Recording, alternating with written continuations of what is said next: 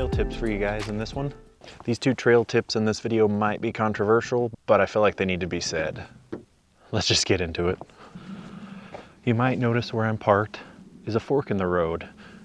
There's a road that goes up that way and a road that goes up that way. And I know what you might be thinking, why did I park in the middle of the road? Well, that's because the road is tight all through here until you get to the road that crosses over the ridge that leads to town. Trail tip number 1 is don't block the road. This works in the city as well as when you're out in the backcountry. Don't block the road. It's just common courtesy, but also it's a trail tip. I know it sounds funny and it might seem redundant to some people, but don't block access. Up in my area, people use these for snowmobiles, ATVs, UTVs with tracks, all that. So I don't want to be the guy that parks and blocks the road for anyone to pass through. That's just kind of common courtesy, I think. Trail tip number 2 has a little bit of a story. I can't tell you the number of times that I've come around a blind corner, and this is all any time of the year, not just in the snowy season, not just in summertime.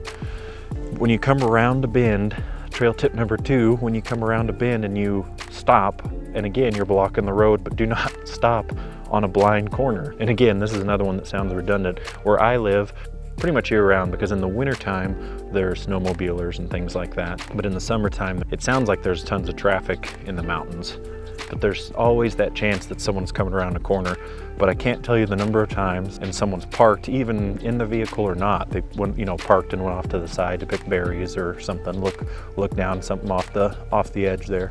But trail tip number 2 is don't park on a blind corner in the road. And that can honestly be for anything. You don't even have to be in the backcountry. You could be near the city or an urban environment. It's just not smart for you or for anyone that's coming around the corner. So you have an emergency, something happens, that's a different story. But if you're just getting out or you're just walking around or what's seen around the next bend or drop something in the seat, just don't do it. It's just not going to end well for anybody. These 2 trail tips are a little bit different than the past couple of videos of trail tips, but I feel like they need to be said because I've come across them one too many times recently, and I don't feel like it should be a trail tip or a hack, but it's definitely not a hack, but it's definitely a trail tip. These are 2 trail tips that not only will keep you safe when you're out there, but it also keep other people safe that are out there as well.